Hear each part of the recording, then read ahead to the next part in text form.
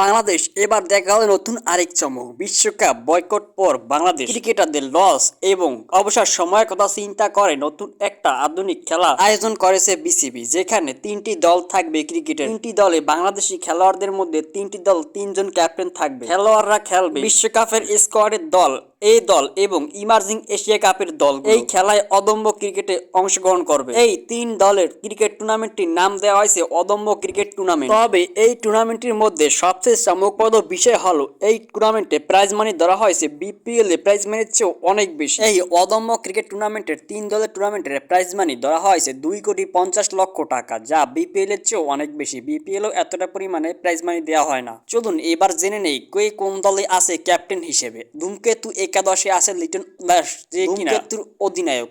অন্যদিকে দুর্বার একাদশ আর অধিনায়ক রাখা হয়েছে নাজমুল হোসেন শান্তকে এবং দুর্দান্ত একাদশে অধিনায়ক হিসেবে রাখা হয়েছে আকবর আলীকে। চলুন এবার জেনে নেই কোন তারিখ খেলাটি শুরু হবে এবং কিবার খেলা আছে সেটা। তিন দলের টুর্নামেন্ট বাছাই পর্বর দিকে 5টি ম্যাচ আয়োজন করা হবে।